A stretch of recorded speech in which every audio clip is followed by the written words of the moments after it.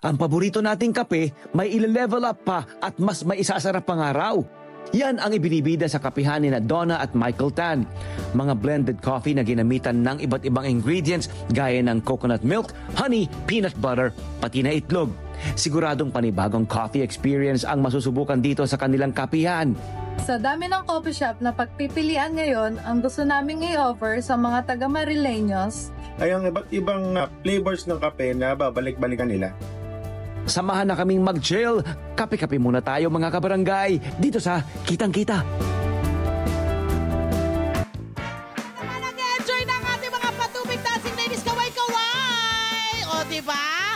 Siyempre, nandito tayo ngayon, pero yung kanilang tinitikip mo kape yun. Kasi gusto nila ma-refresh, kaya kanila yung fruit juice. Yun din kasi ang isa sa mga ino-offer nila rito. Eto na! Ako naman, kape na may coconut milk, kape na may honey, meron din pong may peanut butter at merong itlog.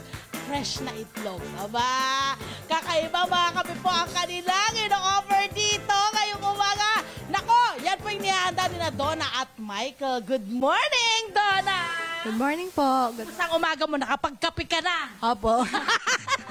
Okay, eto na agad-agad na nating ibibigay sa ating mga Kanet 25. Itong kanilang ino-offer dito. So ano po itong ino-offer nyo rito ngayon? Ito po na yung palang gagawin mo ngayon. Opo. Bale, ito po yung peanut creamy latte namin. Okay. So, ito po yung peanut and then may halo po siyang coffee. Peanut butter ang ginagamit nyo. Sinong nakaisip nito? Bale, yung husband ko po. Yung husband Opo. mo. Ang galing naman ng husband. Mahilig si husband ng kape o pareho kayong dalawa? Pareho po. Pareho kayo. Opo. So ito na, bago niya na-create to, gano'ng katagal bago nyo inilabas at ibinigay sa inyong mga customer? Mga siguro 2 days po ganyan. Kasi nagpa-product testing rin po kami. Days lang ha, ibig sabihin magaling si Mister sa lasahan ng kape, ng masarap na kape. So anong ginawa mo? Ito yung peanut butter. Ayan no, yung ating peanut butter. Itong peanut butter na to, meron na tong latte? Or, meron ng espresso to? Ito po yung Ang espresso. ilalagay mo pa lang. O, so paano ang gagawin mo dyan? So papakita na natin. Ito ano yung nandito ngayon? Bale, sugar po and then yung milk po. Milk, okay. Okay. Fresh milk. Yes. Ayan, okay. So ano ilalagay mo dyan? Bale, ilalagay po natin yung espresso. Opo. Wow, okay. Espresso yun. Ayan. Okay, susunod na ay? Ito po yung creamy peanut. Yan po. Wow! Ang ganda! So magkano yung ganyan pag ikaw ay bumili ng creamy peanut butter? Creamy peanut latte. Bale, nagre-range po yung mga coffee is 150 to 180 po. Depende po sa size. Correct. So yan lamang ang isa sa kanilang mga ino-offer dito. Kagaya na nasabi ko sa inyo, marami pang iba. Kaya halika rito, samahan mo na ako, dalhin mo na yan. Dahil nandito naman naghihintay ang kanyang sweet. Sweetheart, andito, good morning. Nandito na si Michael na naghihintay sa kanya. At syempre, pag-usapan na natin, Michael, good morning sa'yo. Batiin mo muna yung mga nanonood sa atin. Hello, good morning. Yan. Michael, ikaw daw nakaisip nung mga flavor ng inyong mga kape. O, tama po yun, ma'am. Oo, bakit mo siya naisip na lagyan ng twist? Kasi syempre siguro marami ron ba kayong mga dito, kalaban dito? Marami na po Oo. tayong mga kalaban sa Yun. kapihan natin. Oo. So, bakit mo naisip yung mga flavor na ito? Naisip po namin yun para po na mas maging puntahan kami ng mga tao. Hindi lang bukod sa classic coffee, meron tayong ino-offer na mga kakaibang inumin. At ano yung napansin ng mga kliyente ninyo when they started yung taking, yung inyong mga twist sa kape? Like meron kayong fresh egg. Ano yung, diba, ang usay nun, diba? Yun yung, Vietnam ang ng kape na yun. Yan ba ay natikman mo na o nag-eksperimento ka lang, Michael? Natikman na po sa paglalakbay-lakbay din namin mag-asawa sa iba't ibang coffee shop. Ngayon, kino-formulate namin bukod dun sa natikman namin. Nag-taste test na rin kami sa amin para mailagay namin sa aming coffee shop. Correct. Gaano ka ka-stricto pagdating sa lasa ng kape na ino-offer nyo or even yung food na meron sila rito? Gaano kayo ka-stricto? Sobrang stricto kami pagdating sa kape kasi ito yung pinaka-main namin, Correct. main product namin. So dapat lagi kami nasa standard, sukat dapat lahat. At okay, eto na, ito yung ating creamy peanut latte. Ano pa yung iba?